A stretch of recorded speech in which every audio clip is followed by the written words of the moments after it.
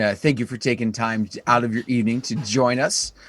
It's been a very busy evening. I got the chance to kind of check things out from the viewer side, I guess, if you will, a few moments ago, and got to see some of the lowdown. And I'm just even more saddened that I can't join you guys next week. But yeah, it'll be kind of a bummer. It would have been nice to have you out there to be able to come back and tell the stories of what happened in Vegas. Because because remember, what happens in Vegas stays in Vegas. Yeah, that doesn't work when it comes to the DJ events, because DJs first are very seldom. I shouldn't say that. There's the things that happen and we see on social media and what have you, and then there's the stories you hear about in behind closed doors when people are like, you know what happened last year, and it's like, no. And here I am sitting and hearing these stories, and I'm like Opie from Mayberry type of a thing, and it's like almost like Gomer Pyle. Golly, that happened. I live in a very my world is a very family oriented world. I don't get into a lot of trouble or do any of these types of things. So when I'm hearing these types of things happening and what's gone on, it's like, ooh, I guess there was more going on than I thought in Vegas. So like Nick Spinelli actually giving a PG convention. Exactly. Nick's going to be, bringing his A game to the stage and sharing, and he'll be on stage sharing and his PG version of it. And then there might be the people who are talking to him later in the hallway that they may hear a different version of his conversation. It's funny that you couldn't put him behind it like a mask and you know what I mean? And do his presentation on a delay to like they do with radio stations, so you can dump out if he I think actually that was something that they were referring to at the that we should have the control board set up so there's a beep. Jimmy might be trying to figure out how to get a beep that he could drop in there, but I don't think we'll have to worry about that. We should be fine with that. So no, if he can keep it clean for a wedding, he should be able to. I just think we'll be. So yeah. But yeah, so no, I'm excited for all of you guys that are going to get a chance to be part of the show and be there. I definitely looking forward to hearing some of the stories, and I'm already earmarking it and trying to plan a little bit better so I can be there next year. So as long as we're on kind of talking, how we mentioned in our last the whole idea of the DJNTV family, and we're going to be sad that we're going to be missing you, Dan, but looking ahead as we move forward in 2020, we've got, of course, February's our event, and that will be our annual event in Las Vegas. So again, make plans for next year if you can. But our second event that we are going to be doing, where we get together, is on the other coast when that comes up in August during DJ Expo.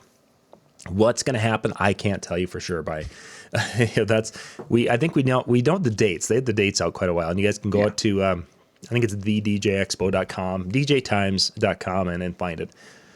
We'll be there. It's Tuesday night. I think is about the only thing we probably have kind of figured out, just because of that's been our night. We'll see what happens. Yes, John does have a cold. John actually sounds much better today than he did when Ben came and saw me on Friday. It's like I wasn't even going to get close to Ben. It's like, you stay over there. I'm going to stay here as we were shuffling gear back and forth. But yeah. So for those who are wondering, we'll be doing this on the West Coast, in essence, in Vegas, and then we'll have our August. There'll be some other events that we're going to have people at. It's just that we're not going to be doing a semi-official DJNTV event as we will at these two. So anyway, I want to throw that out there. Yeah. Before we forget. And for those of you wondering, we'll go ahead and throw the dates for the August. It's August 10th through the 13th. Thank you. I didn't go and look that up, so thank you very much. So yeah, we'll see you. If it's the 10th, we'll see you the 11th. Mm-hmm. That's the day the exhibit hall opens. We go exhibit, and then we go out. Last year we were at the Irish pub down there on the boardwalk and had a nice turnout and such. We were inside. So if you were under an air conditioning vent, you were cold. If you weren't, it was kind of sticky and muggy. It happens. Yeah. Got warm enough that the computer decided it was going to shut down last year during the live stream. So, yeah. Oh, yeah. Mm-hmm. So, Good stuff. So, for tonight, Tonight, Yeah. what I wanted to do is I wanted to kind of dig into the idea. What a CRM system is basically a way of managing your communications with clients. And a DJ Event Planner, as an example, has this built in where you can schedule communications to manage these communications with client relationships and such. And what I wanted to do, Dan, tonight is some people have that and they don't have automated email set up and such. Then there's others who don't do enough. Maybe they do only a couple of events a year and they don't have anything set up like that because they don't do enough to justify the investment. I get that. But I wanted to kind of go through and talk about the communications that we have with our couples, with our clients, specifically weddings is what we're going to be doing tonight, and work our way backwards. What kind of communications we should be having, and then to just kind of make some, in essence, notes that, okay, at this point in time, we should probably be talking about this, this, and this could be an email sent out at this time stating these things, and just kind of working our way backwards or working our way forwards, back and forth, so that when we're done tonight, that a person would have kind of an outline of the communication that could be semi-automated during this process of, going from booking to the actual event. So that was my thoughts and idea for our show for tonight. Awesome idea. Just kind of, okay, making sure my chat window is open. I had it off the screen, so it was like, why am I not seeing the little thing? So first off, somebody had asked this the other day. Do you need to have? I do 10 weddings a year. Do I need to have a system like a DJ Event Planner or what have you for handling these communications? And it's one of these things. You don't have to have anything. You don't have to have a cell phone. You don't have to have a website. You don't have to have a car. Technically, you ride a horse, but these are tools. And the idea behind these tools is to make your life easier and to make the experience for your clients easier. Now, if they're used properly, that can happen. If they're used improperly, you can make a lot of work for yourself and make yourself look like a complete idiot and buffoon. So, do you need them? No. It's a tool. It's like a hammer. If you know how to swing a hammer and you're a little proficient with it, you can do a lot of good with a hammer. If you don't know how to swing a hammer and you have no skill and you never practice it, you can do a lot of damage with a hammer really quick. So if we're going to have our communication, let's take it from the point we met the client, we've done our thing, we've got our contract signed. Mm-hmm. Now, when you are in that point, you've just had the contract is signed and you've got that. What's generally your first step now? They've signed the contract. What are you wanting to do now to bring them into your process? What's part of that process look like for you, Dan? So I guess first off, let me throw my disclaimer. I am not set up in an automated type of setup. So everything that I do is personal and takes the time, as opposed to having a template or something automated to automatically just go out on the timing. So the first thing I do as soon as I receive a contract back, as soon as I receive that retainer fee, is I shoot an email to them that basically outlines what's going to be happening over the next few months, what's going to happen over the next year, however, depending upon how far out we are. And then within that, I mean, I'm addressing hey, by the way, I received your contract, I received your deposit, we are all set up. And now here's when you're going to definitely hear from me. Here's when you might hear from me, just as just to kind of reach out. But in the same time, if you have any questions at all, please don't hesitate to reach out. I give that, the kind of that open door, just basically to say, hey, even if it's not DJ related, even if you have some question about something with your wedding and you need help with a florist or a photographer or something, let me know. And I'm going to be that resource for you. So you're covering a lot of ground in that first email, really. I mean, you're giving them, in essence, a functional timeline of what's going to be happening and different things such as that. Have you ever felt as you've looked at that email or that first communication that you're maybe having too much in that? And I asked that because as was doing research for this, you see a lot of people who are talking about not overdoing that too much content in an email. No, and because the standpoint of I'm not going into it's not this month happens, this month happens, this is what's going to happen at this month, this is what's going to happen at this month, but more like over the next 6 months, here's what you need to be working on. All right. And, and then again, opening and then saying at this point is when I'm definitely going to reach out to you to set up that meeting so that we can go over all those little details. And then my next paragraph is, if you have any issues, you have any questions, you're filling it out, anything comes up, or you need help on something, don't hesitate to reach out. We're not talking a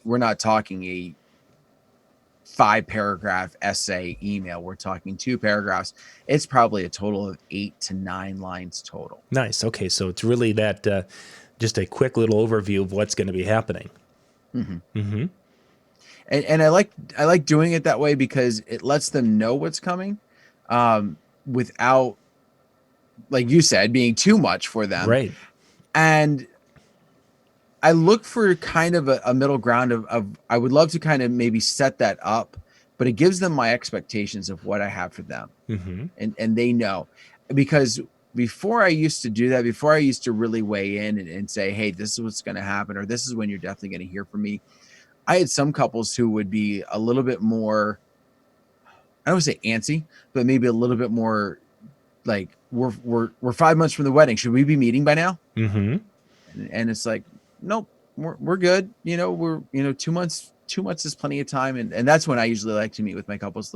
Not for the last time necessarily, but for the time where we really get all the nitty gritty stuff out. It's like 2 months prior, or we would get down to that time and it's, hey, it's about time for us to set up a meeting. Do you have the paperwork filled out? Oh, I haven't looked at that since you sent it to me. Right. So having that expectation in the beginning doesn't eliminate either end of it, but it definitely reduces the amount that I get of either end of those issues. How about you? Well, you've actually mentioned a couple of interesting areas here that I wanted to kind of dig into. So you branched into those well. Is the timeline for the meeting? You're going to have some communications with them to set up that meeting. Okay, let's say they book a year in advance. You've sent out that first email, and you want to meet with them about 2 months. It's one of those conversation or topics that you probably are going to be putting in a few emails that's saying, maybe your first one is just an overview. Thanks for, just want to let you know everything's been received. Your date's locked in. And here's kind of an overview of what's going to happen. And I'll be, kind of be in touch with you. And if anything, just reach out, whatever. Then your next email is going to be a variation of that keeping touch. And I think that's a big part of this whole process is the keeping touch, but yet you can't be saying the exact same thing. So maybe that the keeping touch is that, hey, just bouncing in. About 2 months out, we're going to want to have a meeting. Now, that doesn't mean we can't meet at 3 months out if it works into your schedule. And if you'd like to set the date for that meeting, we can certainly do whatever, giving more information on how to do that. I think that that's a huge thing, because otherwise you'll get that call. Hey, we're 7 months out. We should probably meet. Okay, I've done that. I've met that 6 months out. It's like, okay, great. What give me the itinerary of time. Oh, we don't have a timeline yet. Okay. Do you know when the meal? Oh, we haven't met with the catering yet. Okay. Do you know when we don't know that yet, but we do have the ceremony time set, kind of. Okay. Let's talk about big picture things then. So to a point where we're almost doing the pre-booking type of discussions, and there's nothing wrong with that. And sometimes that just helps to give them a level of comfort. But it was to a point beyond that comfort. It was a waste of their time, and as was mine, just because we could have had a much more productive meeting 2 months after, or even 2 months later. So, just checking the chat.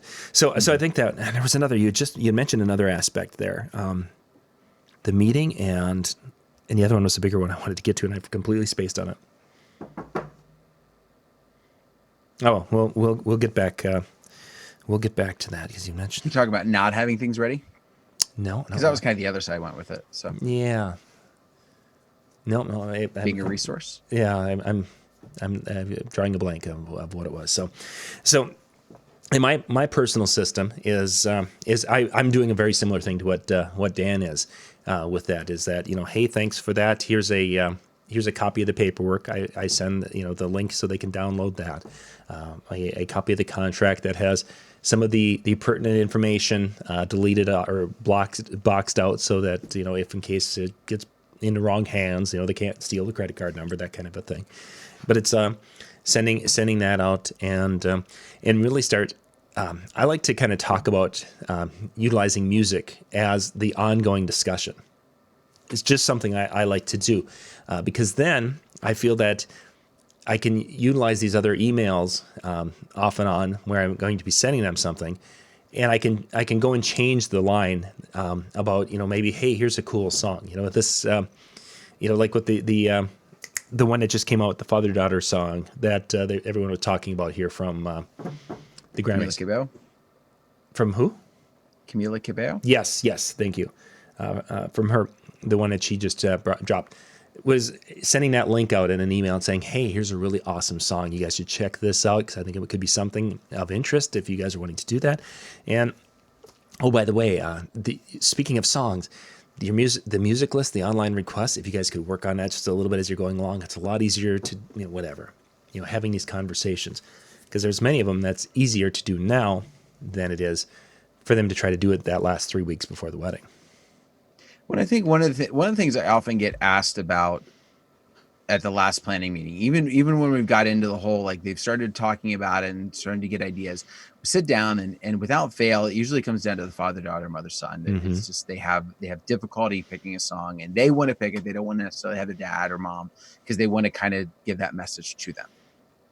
And I totally get it, but I think one of the ways that you can also open up that door is if, let's assume for a second, Camila Cabello did not do that song that suddenly, caught everybody's eye. Right. There are a bunch of different groups, DJ Event Planner being one, that releases out a, top songs for this category based upon the request system and their software that they have set up. I wouldn't send them the top 50. I wouldn't send them the whole PDF, but I might say, hey, here's the top 10 based upon last year's votes. Just something to think about in case you're getting stuck on these types of songs. Just that little flavor. And especially if you're setting these up as an automatic, if you're setting these up to whether it's within a software or whether it's a template that you save, whatever happens to be the case, this is something that you could schedule way in advance and to create that touch that we're talking about, so that they're not going, my DJ, is he still around? If I don't personally know how I got to him, like if I found him or her online, sometimes those are the questions that also get you go, yeah, I'm still here. What am I conveying that makes them think otherwise? Yeah, and that's a real concern. I mean, the number of times over the years I've gotten a call, I haven't heard from our DJ in 3 months, and our wedding's a month out, and we're now starting to kind of nose around and see who else is available in case our DJ's flaking on us. And it's like, well, they're probably not, but if they do, give me a call. I think it's one of the other reasons why I like to have the meeting 2 months out with the contact to set up the meeting 3 months out, because at that point they shouldn't be in panic mode, I would think, like they are if it's a month out. And that's one of my personal things on that. Plus it allows me planning time. David hit exactly one of the things I was going to, as continuing this discussion with music, and you had bridged into that one wonderfully, talking about that top 10 most popular wedding songs. DJ Event Planner does, as do others, have an area where you can go in and give them a link to the top wedding songs where they can actually go and play and listen to that. So that can be an automated email saying, hey, as you guys are working through your wedding songs, check out this link. This link it has the top wedding songs that were the most popular requested songs here in the last 12 months. Check this out and see if there's any really great ideas that just jump out at you. Whatever. Great automated email. Great. The best way to describe those types of emails is I'm going to call them a filler email. The hey, I still exist type of category. I really think that my thought is that if you aren't sending a booked client an email about every 2 weeks, and it doesn't have to be, hey, look at me, I'm the greatest thing ever. It would be, here's a link to some wedding song. Hey, here's I want to set a meeting up and coming up here in 6 weeks. What's a good time for this? Or here's a thought of something that was really whatever. You've got this process of just little quick emails that you can pop out there just to remind them that you're still on it, you're still thinking about them, you're still working for them, and not just taking their money and they won't hear from you until the week of. You really think every 2 weeks? I do. I really do. I think about 2 weeks. And again, obviously, if you're booking somebody 2 years out, that's probably beyond. But I think, especially in the last 6 months, that okay, yeah, that for surely within that. So maybe that's and truthfully, for most of the weddings I do, my weddings are booked in November and December, and we're talking summer of 2020 weddings. So I very seldom am I booking things 2 years in advance anymore. Even 1 year in advance doesn't happen in this area, because there's some venues that just don't open their books until they're like the state park in Minnesota. It's like, okay, so the first Saturday in June, once we're done with it, then we will start booking the next first Saturday in June. It's like you can't book more than a year out in venues, and I it's always astounded me, but we hear that once in a while. So, but yeah, I think that there's a level of that type of communication, or that connection that could be. My big question when it comes to those communications, though, is how, as couples go in more wanting to use text messaging as an example, or Messenger, do we count that as that once or twice a month touch? That they're like, hey, I'd rather you reach out and if you have anything, text me any questions you have. How does that change our system? Now, for those who are using some of these online planning systems like DJ Event Planner, they're setting that capability. Most of them have it, but if they don't, they're setting that capability up so you can use text messaging to communicate just as you would email. But it seems like it would be different to me. I don't know. Maybe that's just me. I feel like it's the same for the couples that are going to prefer it. I feel it's the same as what the email you're thinking for the couples who would typically want email. It's that touch, it's that communication. It also,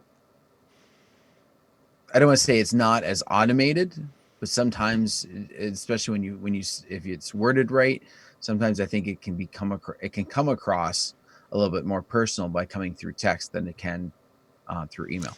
See, as I'm thinking about the text message specifically, is that seems to be a quicker, that people almost feel more obligated if you send them a text to reply. In email, I could send something out and say, hey, here's a link to a really neat article about how to tie ribbons on your elbows, for the ceremony, whatever. And people would be like, oh yeah, that's nice. But now if I send them that communication via text, there's almost this level of, I sent you a text and now you should reply. And maybe that's just me, that when somebody texts me, I feel that obligation to reply. I don't know. I think you're gonna get the reply of, I mean, with the exception of that last one, because they're just gonna call you an idiot. But otherwise, I think the response is typically you're gonna get a thanks. You're gonna just some sort of acknowledgement, where via email, I don't want to say they're gonna ghost on it. They're just not gonna reply. There's kind of that difference. And it's funny because you sent me that link about email etiquette, and that was actually one of them, which was about the whole one word reply emails of thanks or okay, or you shouldn't necessarily do those, or if you don't want a response, let people know kind of up front.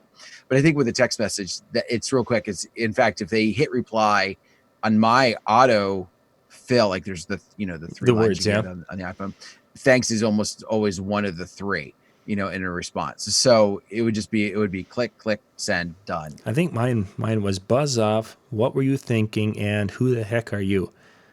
Okay. Maybe my phone's got more hostility and anger issues. David hits on something, though. This is something to kind of think about. He says text messages need to be short, and sometimes it's difficult to convey details quickly in a text. I think whether we're talking about that touch of, I think if it's just a link to a song, like a link to a YouTube video of a song or something like that, I think that can be conveyed quick. I think if you go into a lot of details of, hey, here's about 10 songs I think you should check out. Again, if you're not using that automated software that has that built-in feature, it's a little bit more difficult to do in a text message because there's more things to put as opposed to, hey, quick link, done. There you are. So here's continuing on the text and email connection. One expert I was listening to and their podcast was referring to using the text message to point them back to the email that you just sent them. You sent an email out that had maybe 4 links for some ideas, whatever. Then I send the text message and says, hey Joni, I just wanted to let you know I sent a really neat email that had some ideas in it. I think you'd really want to check out. Send. Is that crossing a line to do both, where one is basically feeding the other one in that situation? How would you feel about that? I think it's unnecessary for your filler emails. I feel like it's too, hey, look at me, hey, look at me, hey, look at me. And for something that's filler, for something that isn't necessary, we're not setting up our meeting. Mm-hmm. We're not talking about a new feature that I have that they might be interested in. We're talking about, we're talking about those fills. We're talking about those touches, which I think are important, but in the same respect, it's not do or die if they check it, and especially if they check it right now. I think it's important, especially when you're getting down to the deadline, because I have had recently, and I'm not sure what is causing this. I'm hoping it's not my email system and it's more just something weird with the clients. But occasionally I'm getting a situation where I'm emailing my clients to set something up, or we've already been talking, and then I'll send them an email. And for whatever reason, the initial ones didn't. And now this one goes to spam. And it's the one that I needed the response on. Mm-hmm. So it's like, what happened here? Like, yeah. I even hit reply to the email that they sent me. Like, it shouldn't have been, but whatever. I think in those cases, it's important to follow up. Others, yeah, there could be some certain times that when there is something critical, like the reminder that music lists or we need to get your planning forms in. I could definitely see. Yeah, Robin says too pushy. I could definitely see. I don't think there's anything called too pushy. It can't be. Yeah. Well, you want to come across. Here's the other thing. You want to come across as a friend. True. All right.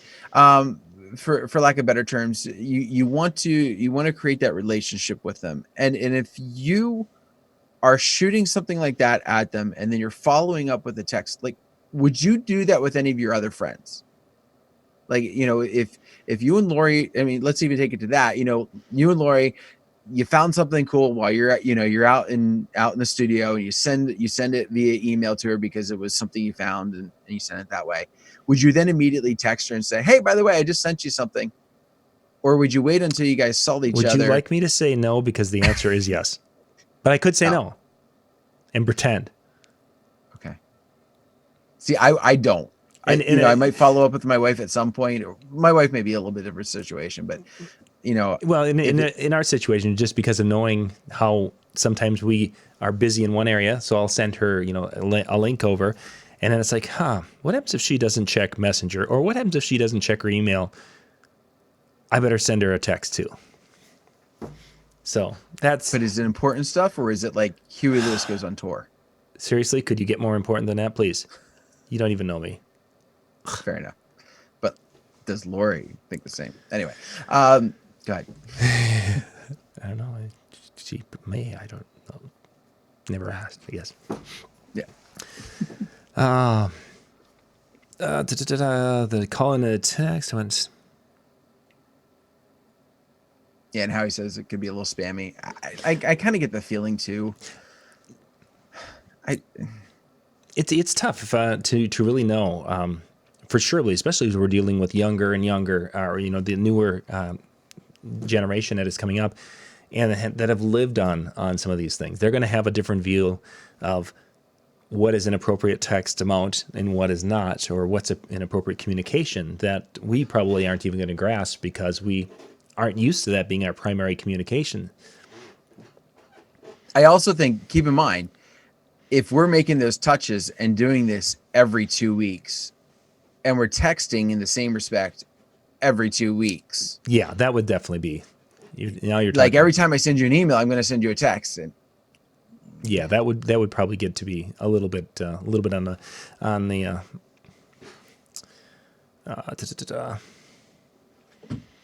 yeah, and David mentions this, referring to John up above, who talked about getting them the call. That's probably our biggest struggle with this whole process, is that getting them to communicate via phone is next to impossible. My own children, I see them that they want to check and see if there's going to be something that's happening, and typically it's like, oh well, we used to just call and find out. I wonder if there's an email I can email them. Do they have text messaging? Or you could call, something not like open hours of their business. What if they have an email somewhere? It's just the whole concept of getting on the phone and talking to someone is just, that's too much work, or too much. Don't want to engage at that level. I know a lot of people. I mean, I come into this from my day job, when I have to call parents or different things like that. And not only do they not answer their phone, but when it does go to voicemail, it's either not set up or it's full. Mm-hmm. The only way they're expecting communication is through a text message. Yeah, that's so odd, because you wouldn't think that they're not 20-year-olds most of the time. They should be mature adults that maybe have a professional life, and the person at is not available to take your call. Please leave a message. Oh, voicemail. What? But no, I think to go off the whole, they're not going to call. You got to meet them where they're at. I know this isn't necessarily what we were planning on talking about tonight. No, but it's part of the process, though. It is part of this. That's true. It is. I can't remember the last time I've even asked for a phone call. I don't. I set up my meetings through email, or what if we get to that point through text messaging. Now that I have text messaging available through my business line, it's one of those things that I just like, that's the way I'm going to do it. In fact, with the way my business line has been lately, I get a weird echo, not a weird echo, but a weird delay on it. I prefer to text with my business line than to actually make that call. But it's just, that's kind of where they're at. If you want to have that conversation with them, that's great. Get that in person. They will. It's so weird. They don't want to do it over the phone, but if you try and set up a meeting, they're going to be more apt to do that. Yeah. Yeah, that's very. It's an interesting kind of a little anomaly with today's. Our meetings have been replaced, and now there's some out there that are going to be like, oh, but I meet with everybody, and all that. If you follow Bill Herman's videos, you will hear him talk about some of the struggles to connect and meet with some of the people that are asking, hey, can you DJ for us? Well, I'd love to get together and meet, and it doesn't work for doesn't work out all the time that everyone wants to do that. Okay, so we've been kind of talking about the process. One thing I wanted to hit is that email. I think one of the emails I shared that we talked about the formality. How formal is a person when it comes to these types of communications? Is it something that dear Susan Smith, or is it Susan, or is it Susie? How do you, when you're communicating with clients, how informal or formal are you during the process? Are you the same from beginning to end? Do you change it all as you're going through? What's been your experience with that? I try to be as much me as I can. Okay. And I'm gonna take some things from Alan Berg here, where he's talked in the past of, first off, stop writing like your 9th grade English teacher is looking over your shoulder and slapping you with a ruler because you spoke improper English. Um, talk the way that you're going to talk. Like I would keep in mind, we're talking when we're talking to normal people. I think when there's corporate clients, there's a completely different realm here that we're talking about. But when we're talking about personal couples that you're going to be doing for weddings or families that you're going to be doing for events, whatever might be the case. Okay. You need to have that personality, because that's how you're going to get to that meeting. If they're reaching out and I'm going to be all prim and proper, and I'm going to answer every email with a dear Mr. So-and-so. Mm-hmm. And then they get to you face to face and you're talking like we are here. Whoa, wait a minute. That's not who I was talking to via email. And if that's the type of person I want, why did I not get that in the meeting? Yeah. And then vice versa. I want somebody I can relate to. I'm never getting into the meeting. If I want somebody I can relate to and I'm getting the prim and proper guy, and that's not what I want for my party, I'm not going to do it. I saw Mitch Taylor made a comment just the other day. It was about a couple weeks ago now, where I think this is in reference to a voicemail, but like your voicemail greeting. But he basically says, we're in the career. I'm going to paraphrase here, Mitch. Mm-hmm. We're in the career of having fun. Your responses need to be fun. Mm-hmm. You need to be able to convey that. That's why I think so many people want to get them on the phone or want to create whatever, because that's where your personality. Find a way to get that in your emails.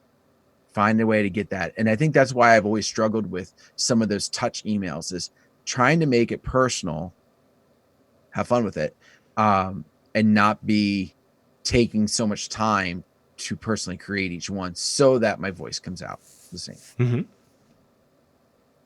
But yeah, no prim proper. So let's away from the prim and proper, but to be able to convey that fun or to convey a feeling, let's just look at how we start that email. We have Susan Smith here. We could start it with Susan or Susie or hi Susan or hello. That how a person starts an email.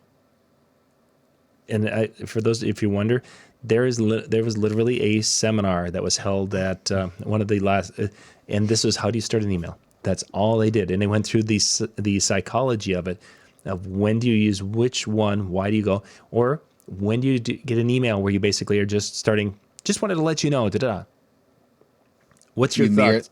You mirror the client. You mirror the client every time. If they're signing the thing Susie Smith, then I'm using hey Susie, hi Susie, because she's it's become a little bit more informal there. Mm-hmm. I almost always start with hi. Usually, just I shouldn't say that. I take that back. If I'm reaching out after we're talking about that, hey, we're going to set up for that meeting that's coming up in 2 months before their big day, and I haven't talked with them like personally about something specific for a little bit, I usually do hi Susie, and then go into my statement. But when it gets to that back and forth conversation where it's like, oh, by the way, Tuesday night's not going to work, how about Thursday? I'm not going to respond back to hi Susie, Thursday works great. Yeah. I mean, think about it, like when you and this really, again, I'm going to name drop again, Alan, with Alan Berg, one of his seminars, he talks about this idea of an email becomes a conversation. Mm-hmm.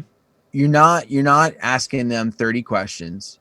You're typing something and you end with a question, and then they respond, and then you respond, and that's where it becomes this back and forth. And you don't always do the hi so-and-so, I'm answering your question now. Here's my question.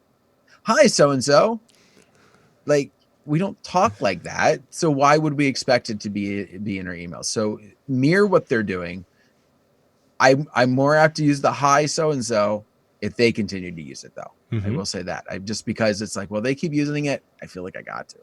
To a point, yeah. That mirroring, because we've heard Alan talk about that, and it's like, okay, so we have someone who is very formal, and you mirror that, and then when you meet them face to face, and they're like not even, and it's like, okay, so what is this?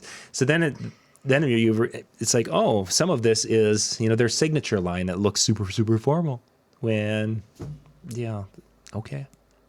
Especially when it comes to the name. Instead of being that's where it's, Suzanne Elizabeth Smith.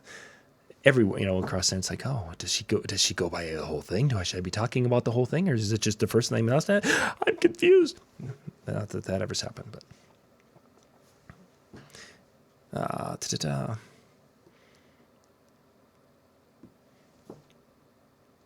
just checking. We've got a few Facebook. Thank you guys for being with us tonight out on Facebook and on the YouTube channels. I've got a nice group with us across the internet there this evening. Okay, so communication. We're doing all that. Let's get us down to that last couple of months. So you've communicated with them. You wanted to have that face-to-face planning meeting or a video meeting, but anyway, you wanted to have a time to sit down and really plan and do that structured thing. From that point on, let's put that at 2 months out. What kind of communications would a DJ then be doing for that last 8 weeks before the event? And can we, in essence, make some of those semi-automated or be able to have a consistent enough plan where we can replicate? Yes. Okay. What kind of information, typically when you've met, what additional things still need to be covered? Let's jump in. So to handle that, let's talk about the part, because I feel like there's two different. I think I'm going two different pieces. Yeah. So the communications that I have with my client leading up to it, first off, I work out following that meeting, if there's anything that was left as an open piece to talk about, something that they needed to go home and figure out because they just didn't know it coming into the meeting. Mm-hmm. I recap the meeting. Thank them for being able to get together. By the way, here's the things that you need to work on, because sometimes they take notes, sometimes they don't. Either way, it just to kind of hit on David's, we're the organized planner, so it shows that I'm organized, that I'm keeping up on this. And it also gives them a thing that they can just respond to the email and plug in those details. Right. So I send that out, and then let's assume for a second, once they get back to me and there wasn't more questions associated with that, the next piece that I'll respond, hey, I got that. I'm working up the timeline. This is when you should be able to receive it with the itinerary, I should say. This is when you should be able to receive it with all my details filled in. Great. And then the next one is that itinerary. Look it over. You're my proofreader. Is there anything that I'm missing? Did anything go different than what we talked about? Did I mishear you on something? And then once that's done, there's typically no more, unless it is fine-tuning some of the details, such as, hey, by the way, just want to confirm I'm coming out to your rehearsal. This is what the time I had. Is that still the case? Did something change on it? Because sometimes that's something they don't think about because you're not as involved with the rehearsal. So, oh yeah, we told everybody it was going to be at 4, but we forgot we can't really get there till 5. Or Bobby's coming from out of town. We told all the wedding party, but we forgot to include you. Okay. So just little things like that create that extra touch. And I think that's where you talked about some of those automated ones, and I forget who it was. It was at DJ Expo.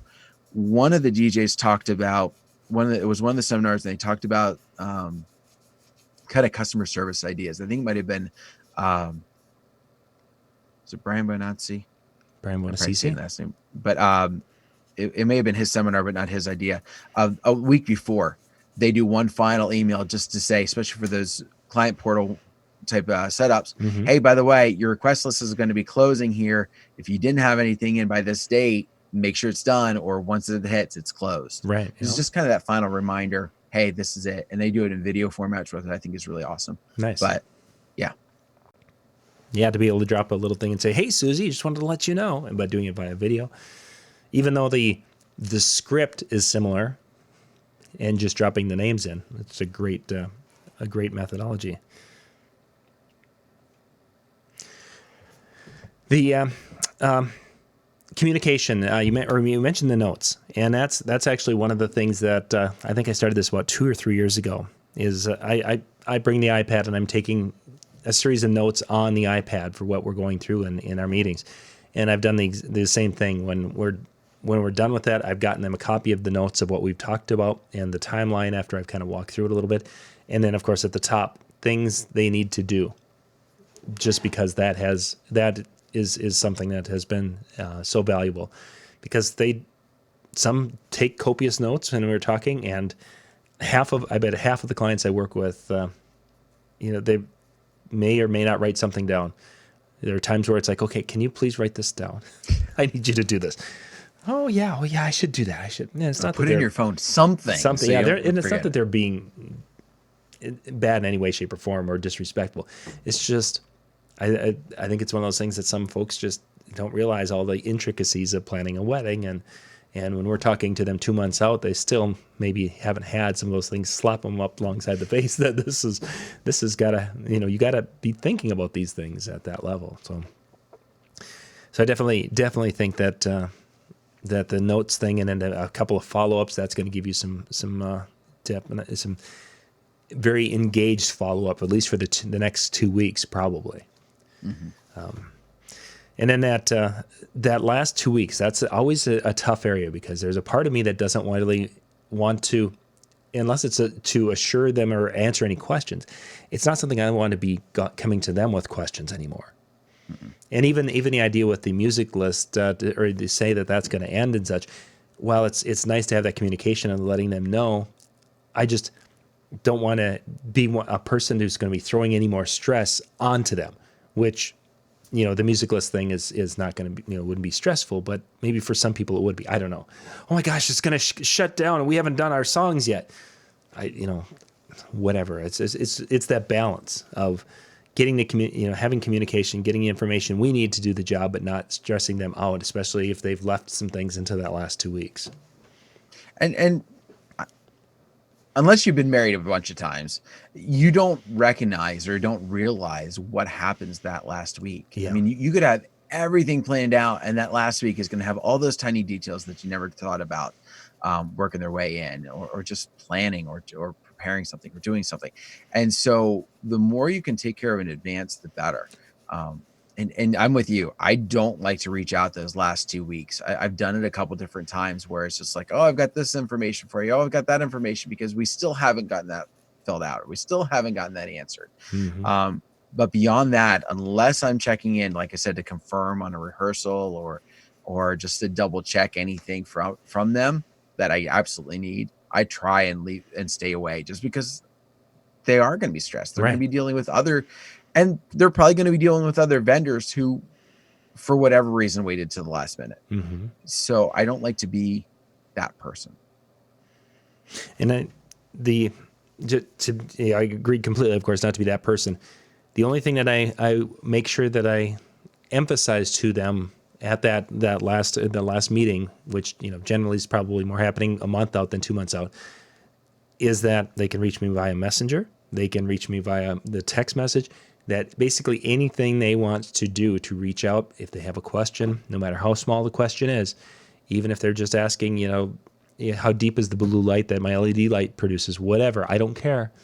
If they feel the urge to reach out, please do that. I would rather them reach out than have a question that they're going to let stew for an hour. And that's been a really cool thing. Not that they're reaching out an awful lot, but just having that comfort to know that if they've even got a small question, I have no problem with them saying, "Oh, I don't want to bother John." No, that's what I'm here for. And if it's during a bad time for me, I'm probably not going to reply. It's not because I don't like you or don't want to get you the information. It might be that I'm in the middle of a high school play that my children are in, and I've got my phone shut off. That happens, and that's part of life. And as soon as I can, I'll get back to you and answer your questions and make it go on from there. So Robin has an interesting question here as we're getting kind of getting towards the end here. How do you handle it when you have too many chiefs trying to run the wedding? That could almost be a show on its own. That would be. Robin, you mind if we do that as a full show? I think that one would be kind of fun to dig into. I think let's just do that let's do that one in 2 weeks. that could be a fun show to do that one. So. Thank you, Robin, for giving us a great topic to talk about. That was a great topic. I think as we talk about this, and one of the things that I like to pride myself on, one of the things that I've often gotten a response in my reviews and that kind of thing is that, we were prepared. We knew what was coming. We knew what was happening. We knew, a tagline I used to use years ago, and occasionally I'll throw out every once in a while is, I help them be guests at their own wedding. We've done everything ahead of time. You're the guests of honor. Mm-hmm. Day of, you get to be guests at your own wedding, and just be a part of it. And, I think some of those touches that we've talked about, some of those, the meetings, the preparedness, and then when it gets, that last little bit, if you're constantly asking them questions up until that day, unless it's because they're the couple who won't answer anything. If you're touching so frequently, especially in that last part, my personal thought is it would give them anxiety that you're going to do that the day of. Exactly. Like if they can't leave me alone, if they don't have all the details they need by this point, leave me alone. Let me enjoy my day. Like, what's going to happen to the day of? Are they going to come up and ask me, hey, is it okay if I play this next song? Yeah, exactly. They're going to have to, do they need me to micromanage what they're doing? It's seeming like it because every time they turn around, they've got another question. Yeah, that can happen. So, excellent. That went quick tonight. It did. Wow. I looked up and it was like 40. It was like 9:46 here. So it moved along quickly. Let's see. This week. So yes. Tentatively, and I say tentatively, then I'll get to that. The plan is tomorrow night, Ben Stowe is going to jump in, and we were going to talk a little bit about getting ready for next week. We'll be in Vegas with the convention. And then basically Ben and Brian were going to kind of talk a little bit about what they're going to be speaking about and doing in Vegas for next week. That's the tentative plan. Now, the reason that may not happen is that we have got two vehicles that have to get loaded with gear. And I've got to go and pick up all the DJNTV swag that needs to get loaded. And then we have sound systems and video, lighting, and everything. So this all has to happen because the van leaves the upper Midwest and leaves actually Fargo Wednesday afternoon. So we have to get all the rest of the things gathered, load two vans, and send it down the road Wednesday afternoon to get down to Vegas by Sunday. So, yeah, it's going to be a busy. So if for some reason we're going to plan for tomorrow night, but if it does not work, I'll just post it out on my Facebook page out at facebook.com/JohnYoungMN. You'll be able to see the links for the show if they're going to happen. And if they don't, well, then I'll just make a post there and say, sorry, we're loading. And it didn't work out. It could be a thrilling video of the camera watching us throw boxes and stuff into a van. Yeah. Then next week, of course, we will be in Las Vegas. We will be going live from Vegas on a few occasions. I do not know exactly how often or what we're going to be doing. You're going to have to just kind of hang out and watch on our channels, and things will pop up during the day, in the evening. We're going to be bouncing back and forth, and there's going to be a lot of social media coverage because a lot of our DJ and TV team are going to be there. That are going to be doing some Instagram posts and different things with that. We'll have our DJ and TV DJ convention. We'll probably go, I think it's going to be DJNTV DJ 2020, I think is what we were going to do. Take out the convention part of it. So, but we'll talk about the hashtags and get that to you on Sunday so you guys can follow along with the hashtags where they're at. So I think that's it. I think I think Dan would like to be able to, but unfortunately it just didn't work out for this year. But next year we'll have more time to plan. So, yep. So, excellent. Yeah.